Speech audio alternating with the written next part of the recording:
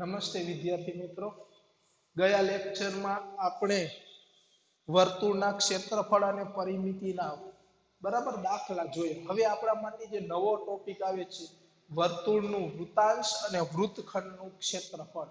આપણા માટે આ ક્ષેત્રની હકીકત શરૂઆત હવે પછીના સૂત્રથી થાય છે, પરંતુ આમાં આપણે કોર્સ કાપેલો હોવાથી વધુમાં 6-7 દાખલાનો જ આપણે અભ્યાસ કરવાનો છે. પરંતુ એ 6-7 દાખલામાં એના જે સૂત્ર આવે એ સૂત્ર ખાસ સમજવાના થાય. એ સૂત્રના આધારે જ આપણે એના દાખલા ગણી શકીએ, અને એ સૂત્ર આકૃતિ પરથી તમે સમજશો એટલે સહેલાઈથી તમે એના દાખલા સમજી શકશો. હવે જે આપણે ટોપિક ભણવાનો છે એ વર્તુળના વૃત્તાંશ અને વૃત્તખંડના ક્ષેત્રફળનો ટોપિક ભણવાનો છે. તો વર્તુળનું વૃત્તાંશ અને વૃત્તખંડનું ક્ષેત્રફળ. આપણે જે ટોપિક ભણવાનો છે એ વર્તુળનું વૃત્તાંશ અને વૃત્તખંડ. વર્તુળનું વૃત્તાંશ કોને કહેવાય અને વૃત્તખંડ કોને કહેવાય એના માટેનો આપણે અભ્યાસ કરવાનો છે. તો પહેલા તો એમાં ચાપનો ઉલ્લેખ થાય છે. તો વર્તુળની ચાપ કોને કહેવાય? તો કે વર્તુળના બે ભિન્ન બિંદુઓ વચ્ચેના વર્તુળના ભાગને વર્તુળનું શું કહેવાય? ચાપ કહેવાય. વર્તુળ પરના બે ભિન્ન બિંદુઓ વચ્ચેના વર્તુળના ભાગને વર્તુળનું શું કહેવાય? ચાપ કહેવાય. જો ખાસ યાદ રાખજો, પેલું જ આપણે લઈએ વર્તુળની ચાપ. વર્તુળની ચાપ. વર્તુળની ચાપ કોને કહેવાય? તો આપણને વ્યાખ્યા આપેલી છે કે વર્તુળ પરના બે બિંદુઓ વચ્ચેના વર્તુળના ભાગને, વર્તુળ પરના બે બિંદુઓ વચ્ચેના વર્તુળ પરના ભાગને શું કહેવાય? ચાપ કહે છે. જો શું કહેવા માંગે તો કે વર્તુળ પરના બે બિંદુઓ વચ્ચેના વર્તુળ પરના ભાગને, તો આકૃતિ હું તમને દોરીને સમજાવું ખાલી એમના. પછી આપણે ચાપના 3 પ્રકાર, એ 3 પ્રકાર જોઈએ: લઘુચાપ, ગુરુચાપ અને અર્ધવર્તુળ ચાપ. આ વર્તુળ છે. હવે વ્યાખ્યા વાંચો. વર્તુળ પરના બે બિંદુઓ વચ્ચેના, તો વર્તુળ ઉપર ગમે આ બે બિંદુ લઈ લો, 1 અને આ 2. વર્તુળ પરના બે બિંદુઓ વચ્ચેના વર્તુળ પરના ભાગને, તો આ બે બિંદુઓ છે તેના વચ્ચેનો આ વર્તુળ ઉપરનો ભાગ આટલો થાય. અને આ ઉપરથી જોઈએ તો આ બે બિંદુઓ પરનો વર્તુળ પરનો ભાગ આ થાય. આ થાય કે નહીં? તમે જોઈ શકો વર્તુળ પરના બે ભિન્ન બિંદુઓ છે, એક આયા લીધું, એક આયા લીધું. એમાં વર્તુળ ઉપરનો જે ભાગ છે એને ચાપ કહેવાય. તો અહીંથી તે આપણું રહ્યું, આપણે શું કહેવાય? ચાપ કહેવાય. આ પણ શું કહેવાય? ચાપ કહેવાય. હવે ચાપના આપણે કેટલા પ્રકાર છે? તો કે 3 પ્રકાર છે. ચાપના પ્રકાર કેટલા છે? તો કે 3. ચાપના 3 પ્રકાર. કેટલા પ્રકાર છે? 3. ચાપના પ્રકાર કેટલા છે? તો કે 3. પેલી કઈ ચાપ આવશે? તો કે લઘુ ચાપ. બીજી આવશે ગુરુ ચાપ, અને ત્રીજી આવશે અર્ધવર્તુળ ચાપ. લઘુ ચાપ, ગુરુ ચાપ અને અર્ધવર્તુળ ચાપ. ચાપ એટલે ખબર પડી જાય વર્તુળ ઉપર કોઈ પણ બે ભિન્ન બિંદુઓ હોય, એ બે ભિન્ન બિંદુ ઉપર વર્તુળ ઉપરનો જે ભાગ હોય એને ચાપ કહેવાય. પણ ચાપ 3 પ્રકારની થાય. આગળ આપણે ધોરણ 9 માં પણ શીખી ગયા: લઘુ ચાપ, ગુરુ ચાપ અને અર્ધવર્તુળ ચાપ. તો લઘુ ચાપ કોને કહેવાય? તો કે જે ચાપની લંબાઈ, સમજો, જે ચાપની લંબાઈ વર્તુળના પરિઘના અડધાથી ઓછી હોય. હવે તમને હું પેલા વ્યાખ્યા લખી દઉં. પેલું લઈ લઉં લઘુ ચાપ. લઘુ ચાપ વ્યાખ્યા લઈ દઉં તો કે જે ચાપની લંબાઈ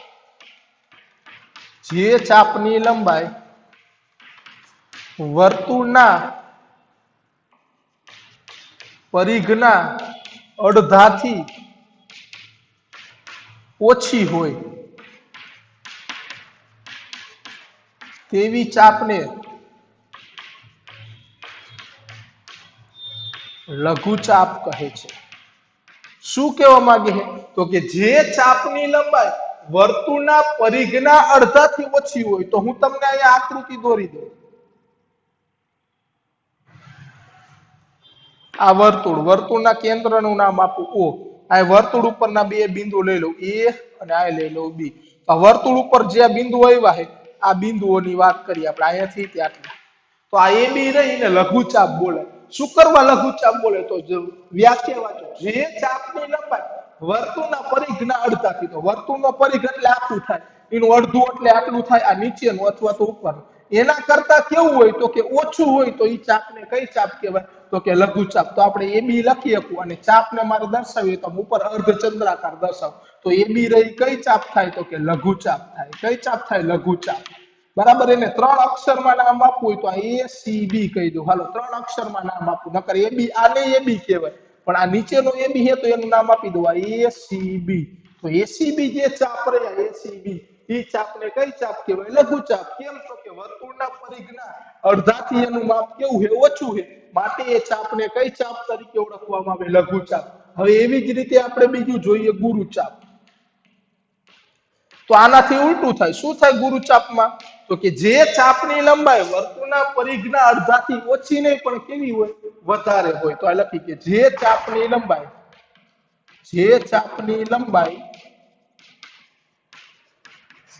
વર્તુળના પરિઘના અડધાથી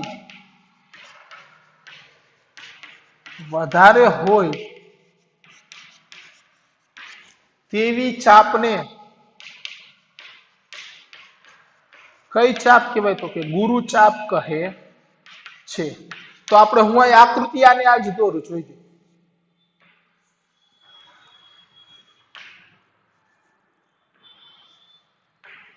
આ નામ આપું એ, આ નામ આપું ડી, અને આ નામ આપું બી. તો આ એ ડી બી પણ શું થઈ? ચાપ જ થઈ. જો આ ચાપ જ થાય, આ ચાપ થાય અને આ ચાપ થાય. પણ ઉપરની ચાપની વાત કરી તો એની વર્તુળની જે પરિઘ એના અડધાથી કેવું માપ થાય? વધારે. તો આપણે આની ચર્ચા કરવાની. કેમ કે લઘુચાપ થાય એટલે બાકીની વહીથી હોય ગુરુચાપ તો થાય. આટલી આ લઘુચાપ વાત કરું તો બાકીની હોય કઈ ચાપ હોય? ગુરુ જ હોય. તો અહીંયા આપણે આ વાત કરીએ એ ડી બી. તો એ ડી બી રહી એ આપણી કઈ ચાપ થાય? તો કે ગુરુચાપ. કઈ ચાપ થાય? ગુરુચાપ. કેમ ગુરુચાપ થાય? તો કે વળી ચાપની લંબાઈ કેટલી છે? તો કે વર્તુળનું પરિઘનું અડધું, એટલે આટલું થાય. એના કરતા એનું માપ કેવું છે? વધારે છે. કેવું છે? વધારે છે. અને અહીંયા કેવું કીધું તું? ઓછું. જો વધુ હોય તો ગુરુચાપ થાય અને ઓછું હોય તો કઈ ચાપ થાય? લઘુચાપ થાય. ત્યારબાદ એના પછીનું જોઈએ અર્ધવર્તુળ ચાપ. તો હવે તમને ખબર પડી ગઈ છે અર્ધવર્તુળ ચાપ કોને કહેવાય? અર્ધવર્તુળ ચાપ કોને કહેવાય? તો કે જે ચાપની લંબાઈ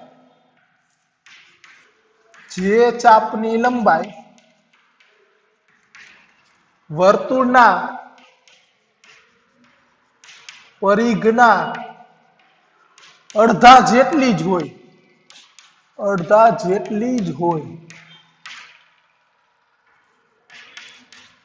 તેવી ચાપને અર્ધવર્તુળ ચાપ કહે છે. જો લઘુચાપ એટલે પરિઘના અડધાથી ઓછી હોય તો લઘુચાપ, પરિઘના અડધાથી વધુ હોય તો ગુરુચાપ, અને પરિઘના અડધા જેટલી જ હોય તો કઈ ચાપ થાય? અર્ધવર્તુળ ચાપ થાય. તો હવે આપણે આકૃતિ દોરી અર્ધવર્તુળ ચાપ. વર્તુળના કેન્દ્રનું નામ આપું ઓ, આ નામ આપું એ સી અને બી. તો નીચેની જે ચાપ રહી અને આ નાપું આ એ બી સી, આ ઉપરની ચાપ.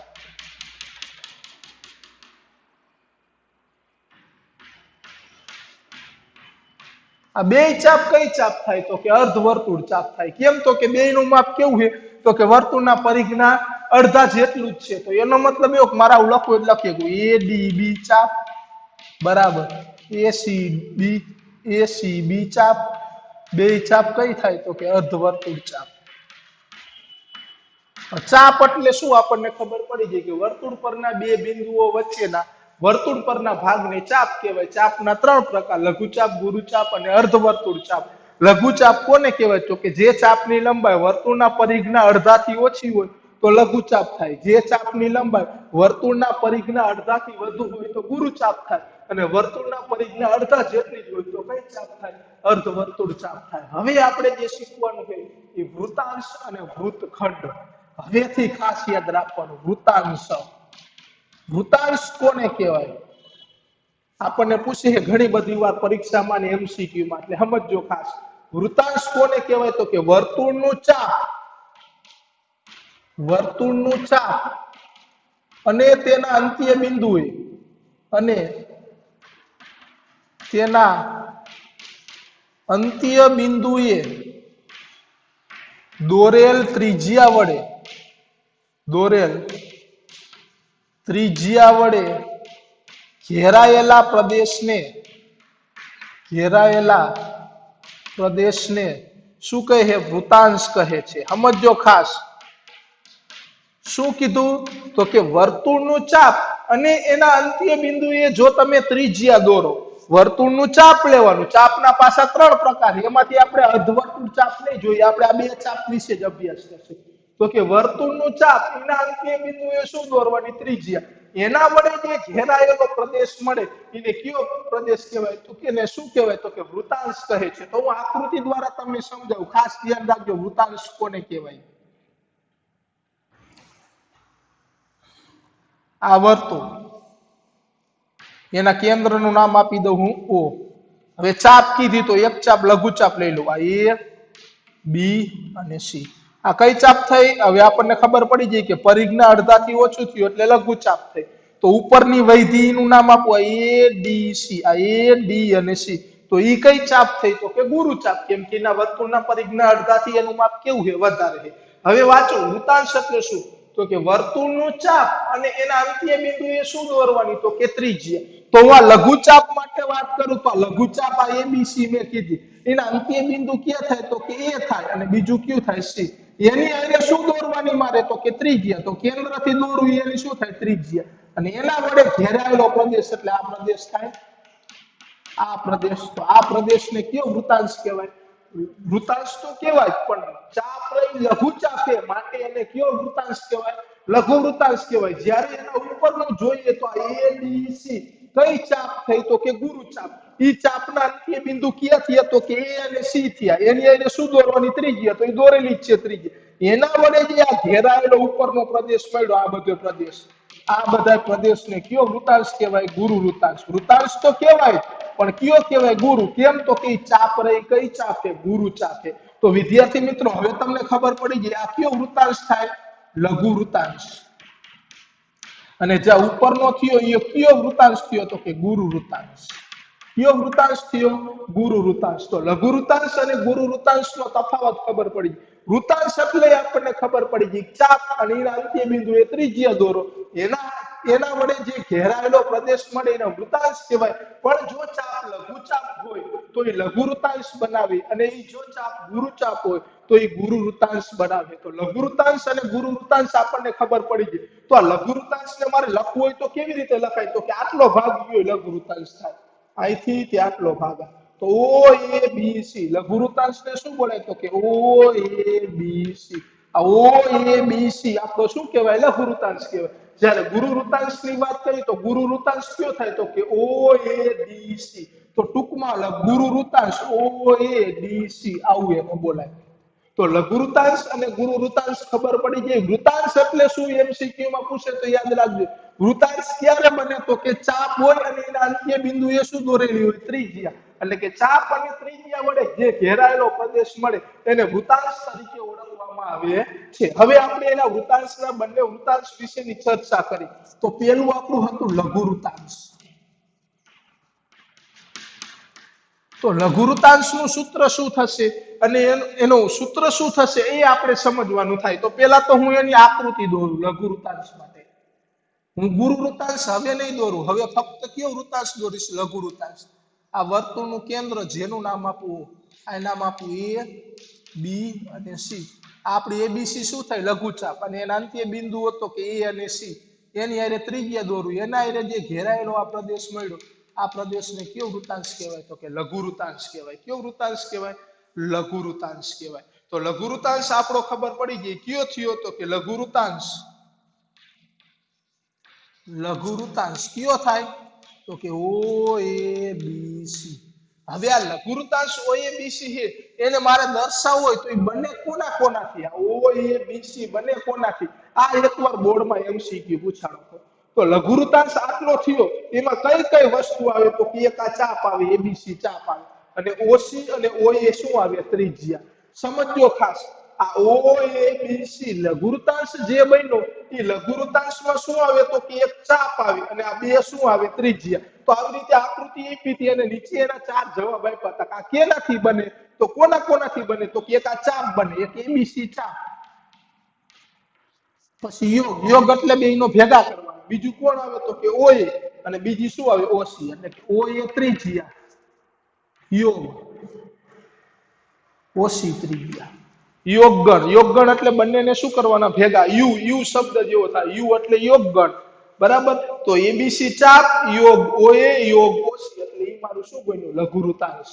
તો લઘુવૃતાંશ એટલે ખબર પડી કે ચાપના અંત્ય બિંદુ એ ત્રિજ્યા દોરો એની અરે ઘેરાયેલો પ્રદેશ હોય એને વૃતાંશ કહેવાય પરંતુ જો એ લઘુચાપ હોય તો એ લઘુવૃતાંશ બનાવે અને જો એ ગુરુચાપ હોય તો એ ગુરુવૃતાંશ બનાવે. તો પેલું જ સૂત્ર આવે લઘુવૃતાંશનું ક્ષેત્રફળ.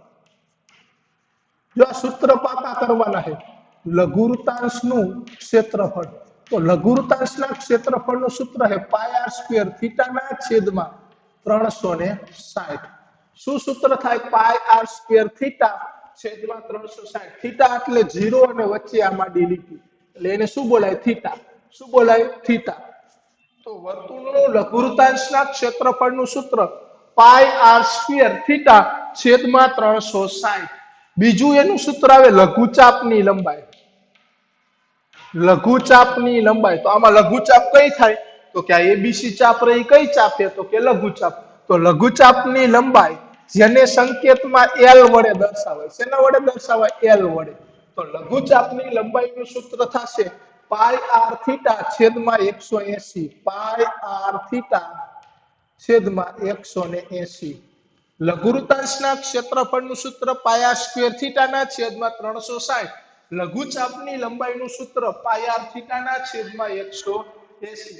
ત્યારબાદ આપણે જોઈએ લઘુવૃતાંશની પરિમિતિ. તો લઘુવૃતાંશની પરિમિતિનું સૂત્ર શું થાય લઘુવૃતાંશની પરિમિતિ. હાલો લઘુવૃતાંશની પરિમિતિ તો આ પરિમિતિ એટલે બધાયનો શું આવે સરવાળો આવે. લઘુવૃતાંશની પરિમિતિ એટલે બધાયનો સરવાળો તો એમાં શું આવે એક લઘુચાપ આવે અને બે શું આવે ત્રિજ્યા. આ અહીંથી અહીં સુધીનો સરવાળો કરવો હોય તો એમાં શું આવી એક આ ત્રિજ્યા આ શું આવી ત્રિજ્યા અને આ શું આવી ચાપની લંબાઈ એટલે આવું થાય l + 2r. l + શું થાય 2r. l એટલે તો ખબર છે કે આ લઘુચાપની લંબાઈ એનું સૂત્ર તો આપણને ખબર જ છે પાય આર થીટાના છેદમાં 180 અને પ્લસ બે શું આવે ત્રિજ્યા. લઘુવૃતાંશની શું થાય પરિમિતિ થાય. લઘુવૃતાંશના ક્ષેત્રફળનું સૂત્ર ખબર પડી જાય પાય આર સ્ક્વેર થીટાના છેદમાં 360. હવે તમને એમ થાય થીટા એટલે શું તો કે થીટા એટલે કેન્દ્ર આગળ જે ખૂણો આપ્યો ને ખૂણાનું માપ. થીટા એટલે શું તો કે કેન્દ્ર આગળ જે ચાપે ખૂણો આપ્યો ને ખૂણાના માપને શું કહેવાય થીટા કહેવાય. બરાબર. આર એટલે તો આપણને ખબર જ છે ત્રિજ્યા અને પાઈની કિંમત તો આપણને ખબર છે કાંઈ નો કીધી તો 22/7 અને જો આપણને કીધું હોય તો જ 3.14 લેવાના થાય. તો ત્રણ સૂત્ર પાકા થઈ ગયા. હવે આના જ આધારે લઘુવૃતાંશનું એક બીજું સૂત્ર બને. કયું બને જોઈજો. હવે ખાસ ધ્યાન રાખજો લઘુવૃતાંશનું ક્ષેત્રફળ. આપણું સૂત્ર આવું હતું પાય આર સ્ક્વેર થીટાના છેદમાં 360. હવે હું આના ભાગામાં પાડી શકું નહીં. પાય આર થીટા છેદમાં 180 ગુણ્યા l છેદમાં 2. હવે ગુણાકાર કરો છો સોરી r ના છેદમાં 2. હવે ગુણાકાર કરો છો પાય m ના r ગુણ્યા r એટલે r નો વર્ગ અને થીટા થઈ ગયું પાય r વર્ગ થીટા. 18 દુ 36 એટલે 360 થઈ ગયા. હવે આપણને ખબર છે કે પાય આર થીટાના છેદમાં 180 કોનું સૂત્ર છે તો કે l નું. તો આની જગ્યાએ હું l લખી શકું કે નહીં આની જગ્યાએ હું તો આવું થઈ જાય lr છેદમાં 2. lr ના છેદમાં 2. તો લઘુવૃતાંશનું બીજું ક્ષેત્રફળનું સૂત્ર શું થઈ ગયું તો કે lr ના છેદમાં 2. કયું સૂત્ર થઈ ગયું તો કે lr ના છેદમાં 2. તો વિદ્યાર્થી મિત્રો લઘુવૃત્તાંશ માટે આ 4 સૂત્ર આપણે પાકા કરવાના થશે. તો લઘુવૃત્તાંશના ક્ષેત્રફળના કેટલા સૂત્ર થાય? તો કે 2 સૂત્ર થાય. કયા 2 સૂત્ર થાય? તો એક લઘુવૃત્તાંશના ક્ષેત્રફળનું સૂત્ર પાયા સ્ક્વેર થીટાના છેદમાં 360 અને બીજું સૂત્ર એનું થાય LR ના છેદમાં 2. પછી લઘુચાપની લંબાઈનું સૂત્ર પાય r થીટાના છેદમાં 180 અને ત્યારબાદ લઘુવૃત્તાંશની પરિમિતિ L + 2r. L + શું થાય? 2r. હવે વાત કરીએ આપણે ગુરુ વૃત્તાંશ માટે. તો બીજું લઈ લે ગુરુ વૃત્તાંશ. તો હવે જે આકૃતિ હું દોરીશ ગુરુ વૃત્તાંશની દોરીશ.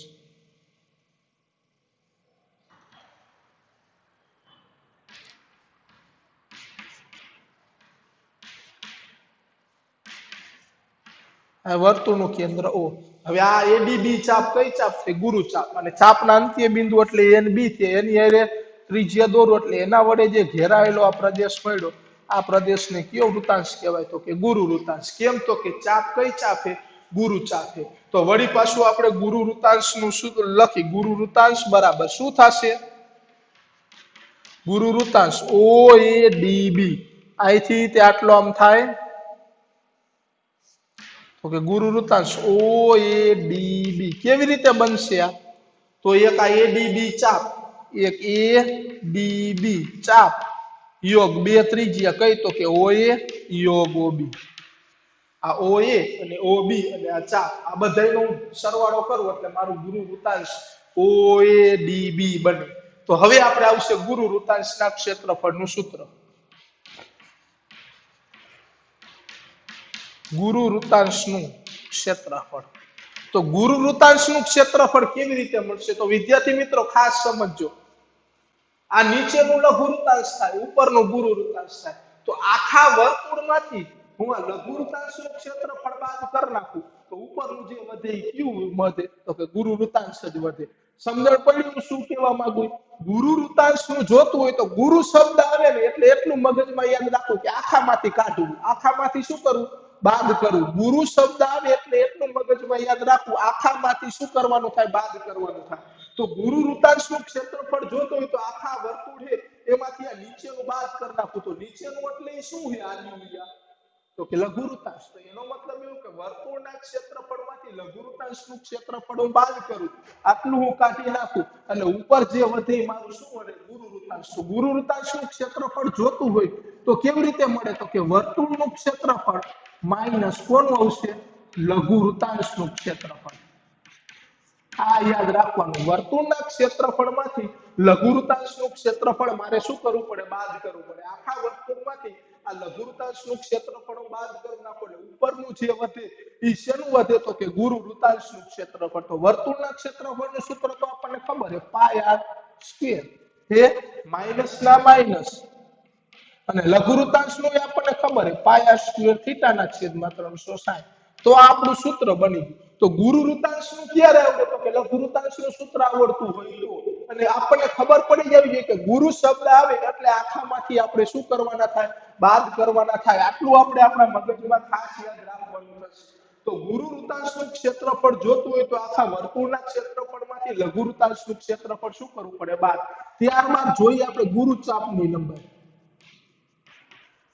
ગુરુ ચાપની લંબાઈ.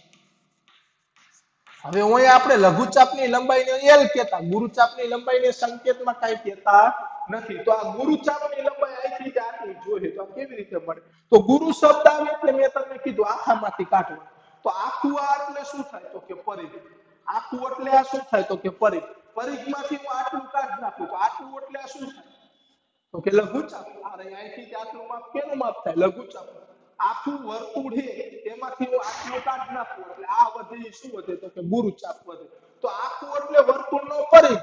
એ વર્તુળના પરિઘમાંથી આટલી આ લઘુ ચાપની લંબાઈ બાદ કરું એટલે મને જે મળે એ કોની લંબાઈ મળે? તો કે ગુરુ ચાપની. તો કે પરિઘ માઈનસ લઘુ ચાપની લંબાઈ આવી. લઘુ ચાપની લંબાઈ L. તો પરિઘનું સૂત્ર શું થાય? તો કે 2πr અને લઘુ ચાપની લંબાઈ L નું સૂત્ર શું થાય? તો કે પાય r થીટાના છેદમાં 180. તો આપણું શું બની ગયું સૂત્ર? ગુરુ ચાપની લંબાઈનું સૂત્ર શું થાય? તો કે પરિઘમાંથી લઘુ ચાપની લંબાઈ શું કરવાની? બાદ. ફરીથી હું તમને લઘુ વૃતાંશ અને ગુરુ વૃતાંશની એકવાર માહિતી આપી દઉં. પેલું તો વૃતાંશ કોને કહેવાય તો કે ચાપ અને એના અંત્ય બિંદુએ તમે ત્રિજ્યા દોરો એના વડે જે ઘેરાયેલો પ્રદેશ હોય એને વૃતાંશ કહેવાય. જો લઘુ ચાપ હોય તો લઘુ વૃતાંશ બનાવે અને ગુરુ ચાપ હોય તો ગુરુ વૃતાંશ. લઘુ વૃતાંશના ક્ષેત્રફળના સૂત્ર બે પાયા વર્ગ થીટાના છેદમાં 360 અને એલઆરના છેદમાં 2. લઘુ ચાપની લંબાઈનું સૂત્ર પાયા થીટાના છેદમાં 180 અને લઘુ વૃતાંશની પરિમિતિ છે તો પરિમિતિમાં એક લઘુ ચાપ આવે બે ત્રિજ્યા. લઘુ ચાપની લંબાઈનું સૂત્ર મૂકી દેવાનું 2 ગુણ્યા ત્રિજ્યાનું મૂકી દેવાનું. ગુરુ વૃતાંશ આવે તો ગુરુ વૃતાંશના ક્ષેત્રફળનું સૂત્ર ઉપરનો ભાગ આવે એટલે આખા વર્તુળમાંથી નીચેનો લઘુ વૃતાંશનું ક્ષેત્રફળ શું કરવાનું બાદ. ગુરુ ચાપની લંબાઈ જોઈએ તો આખા પરિઘમાંથી લઘુ ચાપની લંબાઈ શું કરવાની થાય બાદ કરવાની થાય. આટલું વિદ્યાર્થીઓ ખાસ યાદ રાખવાનું થાય. તો આ આપણે ખાલી શીખાશું વૃતાંશ શીખા. હજી આપણે બાકી શું છે તો કે વૃત્તખંડ. હવે જે શીખવાનું હોય એ વૃત્તખંડ. તો વૃત્તખંડના તો બે જ સૂત્ર છે. વૃત્તખંડ કોને કહેવાય? વૃતાંશ તો આપણે સમજી ગયા. હવે શીખવાનું છે વૃત્તખંડ. તો કે વર્તુળનું ચાપ અને તેને સંગત જીવાના યોગગણને વર્તુળનું ચાપ અને ચાપના અંત્ય બિંદુએ ત્રિજ્યા દોરતા એની જગ્યાએ એને સંગત શું દોરવાની જીવા એના યોગગણને શું કહેવાય વૃત્તખંડ કહે છે. વૃત્તખંડ કહે છે. વર્તુળનું ચાપ અને તેના અંત્ય બિંદુએ તમે ત્રિજ્યા દોરતા એની જગ્યાએ તમે અહીંયા જીવા દોરવાની અને એના વડે જે ઘેરાયેલો પ્રદેશ મળે એને શું કહેવાય વૃત્તખંડ. એવી જ રીતે જો લઘુ ચાપ હોય તો લઘુ વૃત્તખંડ બને અને ગુરુ ચાપ હોય તો ગુરુ વૃત્તખંડ બને. જો વૃતાંશ અને વૃત્તખંડમાં તફાવત છે ખાસ સમજજો. હવે હું આકૃતિ દોરું જોઈજો વિદ્યાર્થી મિત્રો. હું આ સાઈડમાં દોરું એટલે બેનને અહીં સાઈડમાં લખી નાખ.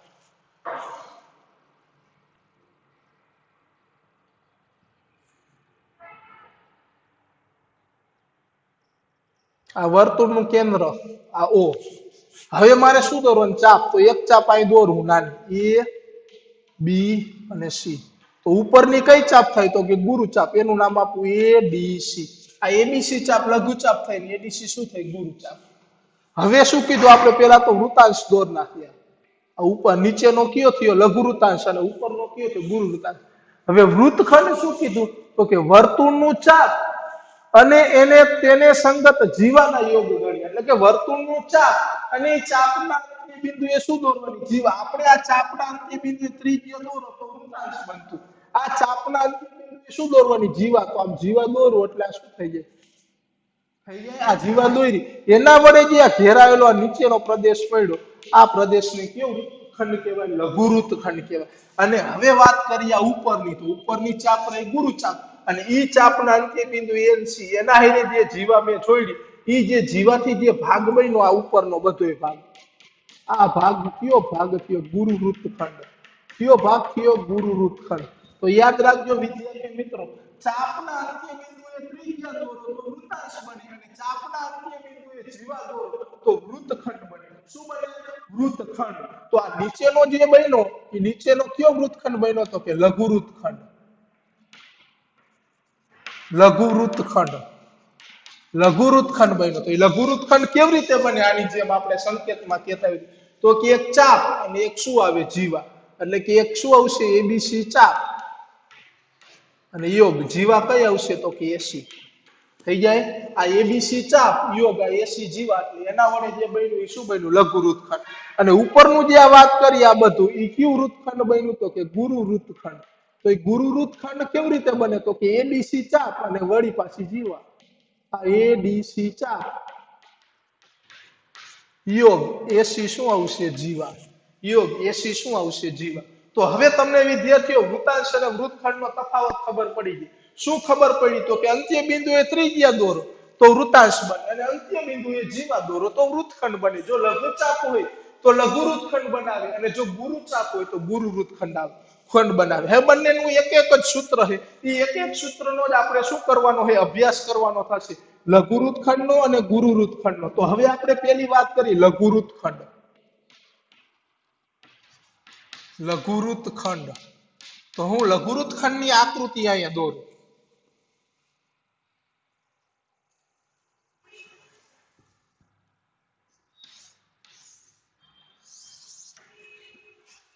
આકૃતિ હું અહીં દોરું. વર્તુળનું કેન્દ્ર છે એનું નામ શું આપવું? ઓ. હવે અહીંયા ચાપ આપણે કઈ લેવાની? તો કે લઘુ ચાપ જ લેવાની. A B C. પેલા એની શું દોર નાખું? ત્રિજ્યા, એટલે લઘુ વૃત્તાંશ બની. પણ ચાપના અંત્ય બિંદુએ શું દોરવાની? જીવા, અને એના વડે જે ઘેરાયેલો પ્રદેશ મળે એને લઘુવૃત્તખંડ કહેવાય. તો આટલો ભાગ લઘુવૃત્તખંડ કહેવાય અને આટલો ભાગ લઘુ વૃત્તાંશ. તો હવે પેલું જ સૂત્ર આવે લઘુવૃત્તખંડનું ક્ષેત્રફળ. જો સાવ સહેલું છે, કેવી રીતે થાય જોઈજો. લઘુવૃત્તખંડનું ક્ષેત્રફળ. આ લઘુવૃત્તખંડનું આટલાનું ક્ષેત્રફળ જોતું હોય તો શું થાય છે? ધ્યાન રાખજો ખાસ. આ શું થયું? OABC લઘુવૃત્તાંશ. લઘુવૃત્તાંશમાંથી આ ઉપરનો ભાગ ઈ કેવો ભાગ છે? તો કે ત્રિકોણ. આ ઉપરનો આકાર કેવો? ત્રિકોણ. તો લઘુવૃત્તાંશના ક્ષેત્રફળમાંથી આ ત્રિકોણનું ક્ષેત્રફળ બાદ કરી નાખો તો વાહે વધે ઈ શેનું મળે? તો કે લઘુવૃત્તખંડનું મળે. ખાસ યાદ રાખજો, લઘુવૃત્તખંડનું ક્ષેત્રફળ જોતું હોય તો લઘુવૃત્તાંશના ક્ષેત્રફળમાંથી આ ત્રિકોણનું ક્ષેત્રફળ બાદ કરવાનું. આટલો જ મારે ભાગ જોઈએ. આ ભાગ રહ્યો લઘુવૃત્તખંડ થાય. OABC આપણું લઘુવૃત્તાંશ થયું. આટલા લઘુવૃત્તાંશમાંથી હું આ ત્રિકોણ બાદ કરી નાખો એટલે નીચે જે વધશે એ શું વધશે? તો કે લઘુવૃત્તખંડ વધશે. તો આપણને સૂત્ર શું થાય છે? તો કે લઘુવૃત્તાંશનું ક્ષેત્રફળ. લઘુવૃત્તાંશનું ક્ષેત્રફળ માઇનસ કોનું ક્ષેત્રફળ આવશે? તો કે ત્રિકોણનું ક્ષેત્રફળ. ત્રિકોણનું ક્ષેત્રફળ. તો લઘુવૃત્તખંડના ક્ષેત્રફળનું સૂત્ર શું થાય? તો કે લઘુવૃત્તાંશનું ક્ષેત્રફળ માઇનસ કોનું ક્ષેત્રફળ આવશે? ત્રિકોણનું ક્ષેત્રફળ. તો લઘુવૃત્તાંશના ક્ષેત્રફળનું સૂત્ર તો આપણને ખબર જ છે, પાયા સ્ક્વેર થીટાના છેદમાં 360. અને ત્રિકોણના ક્ષેત્રફળનું સૂત્ર થાય 1/2 પાયો ગુણ્યા વેધ. જો કાટકોણ ત્રિકોણ હોય અને જો સમબાજુ ત્રિકોણ હોય તો એનું સૂત્ર થાય વર્ગમૂળ 3/4 ગુણ્યા બાજુનો વર્ગ. આપણે આ સૂત્ર બંને શીખી ગયા. તો લઘુવૃત્તખંડના ક્ષેત્રફળનું સૂત્ર ખબર પડી ગઈ. તો કે લઘુવૃત્તાંશના ક્ષેત્રફળમાંથી ત્રિકોણનું ક્ષેત્રફળ શું કરવાનું થાય? બાદ કરવાનું થાય. ત્યારબાદ આપણે વાત કરી ગુરુવૃત્તખંડની. બંનેનું એક જ સૂત્ર આવશે, એક એક જ. તો ગુરુવૃત્તખંડના ક્ષેત્રફળનું સૂત્ર શું થાય જોઈજો વિદ્યાર્થીઓ. આકૃતિ હું દોરું.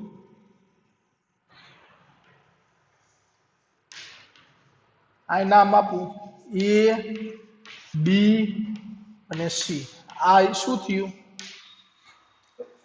વર્તુળના કેન્દ્રનું નામ આપું હું O. OABC ગુરુવૃત્તાંશ થયું. અને આ રહી ADC એની ગુરુચાપ થઈ. એના અંત્ય બિંદુએ દોરેલા ત્રિજ્યા, એના વડે જ્યાં ઘેરાયેલો આ બધો પ્રદેશ થયો, આ પ્રદેશને કયો વૃત્તખંડ કહેવાય? ગુરુવૃત્તખંડ. તો ગુરુવૃત્તખંડનું ક્ષેત્રફળનું સૂત્ર કેવી રીતે મળશે? તો એનું ટૂંકું સૂત્ર તમને કહું તો આ લખી દો. ગુરુવૃત્તખંડનું ક્ષેત્રફળ. તો ગુરુ શબ્દ આવે એટલે આખામાંથી કાઢવાનું. અહીંયા કેમ આપણે ગુરુવૃત્તાંશમાં? તો આટલા ગુરુવૃત્તખંડનું મારે જોઈએ ઉપરનો ભાગ. તો આખું એટલે શું થાય? તો કે આખે આખું વર્તુળ છે.